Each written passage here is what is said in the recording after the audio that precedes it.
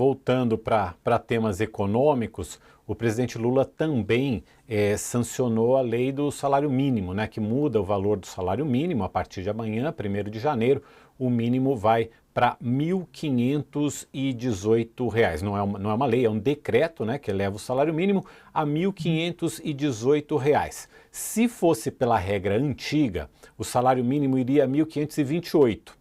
Mas o governo propôs, o Congresso votou e aprovou uma nova fórmula de cálculo do salário mínimo que condiciona o aumento do salário mínimo às regras do arcabouço fiscal. Então o salário mínimo ficou em 1.518. Ele está subindo cerca aí de R$ 100 em relação ao que é hoje, se não me engano ele está em 1.412. Sakamoto, aqui entre as participações que a gente tem aqui no YouTube, pessoal falando 1.518, que vergonha esse salário mínimo. Isso é sempre usado para chamar a atenção do governo, isso é sempre usado em período eleitoral também. O valor do salário mínimo sempre foi uma questão aqui no Brasil. Agora é preciso que se faça justiça, que o governo Lula retomou a política de dar aumento real ao salário mínimo e esse valor de 1.518 embute um aumento real mais uma vez. Acho que tem duas coisas para ser analisadas aí, Mauro. Primeiro que, como você mesmo disse, o aumento do salário mínimo voltou a ser acima da inflação durante os anos Lula, né? O governo Fernando Henrique deu aumentos reais, o governo Lula deu aumento real, o governo Dilma deu aumento real, o governo Temer deu aumento real, o governo Bolsonaro não deu aumento real, o governo Lula voltou a dar aumento real. O problema foi o governo Bolsonaro. O governo Bolsonaro corrigiu só pela inflação. Então, aí, se agora tem bolsonaristas dizendo que é uma vergonha, então eu fico feliz porque eles devem achar, então, que o líder deles é uma vergonha ao quadrado, porque não deu aumento real. Eu tô pegando pesado porque isso foi uma das coisas mais absurdas que aconteceram durante a gestão de Jair Bolsonaro. E aí o ministro da Economia na época, Paulo Guedes, dizia que, olha, o Brasil vai quebrar, tudo isso. Gente, pelo amor de Deus, um país que vai na base da chicotada do andar de baixo, não é um país, é uma grande lavoura escravagista. Tipo, então o que acontece? Aliás, o salário mínimo, segundo o artigo 7º da Constituição, deveria ser, pelos cálculos do DIEESE, né, o Departamento Intersindical de Estatísticas e Estudos Socioeconômicos, deveria ser mais de R$ 6.950 por mês para poder manter uma família de 4 pessoas. A gente vai para 1.518, está muito abaixo. Só que nunca a gente conseguirá melhorar a qualidade de vida dos trabalhadores, dos pensionistas, de quem depende de um mínimo, né, para sobreviver, se a gente continuar simplesmente reajustando pela inflação. Não dá.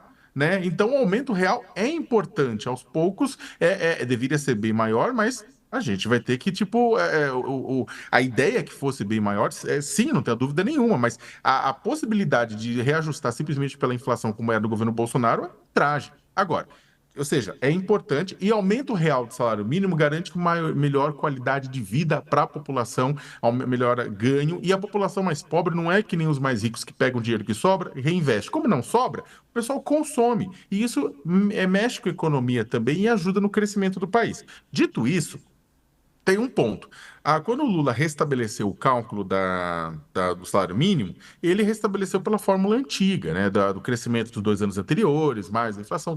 Então, o que aconteceu? Aconteceu que aí, com o tempo, o pessoal começou a ficar preocupado que isso pressionaria as contas públicas por conta do arcabouço fiscal. Então, limitou o crescimento real, 2,5%, tudo isso mais. Pois bem, qual que é o drama disso tudo? O drama é que continua tendo aumento real, não tenha dúvida nenhuma, vai continuar tendo aumento real.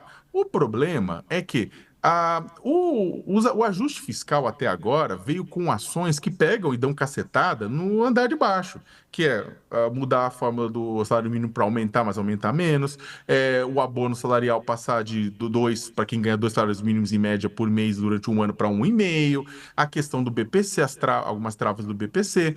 Então, o que aconteceu? Faltou alguma coisa para o andar de cima contribuir. O andar de cima não contribuiu. O ministro Haddad chegou a anunciar de que haveria uma cobrança mínima de impostos para quem ganha acima de R$ 50.000 por mês, dá R$ 600.000 por ano.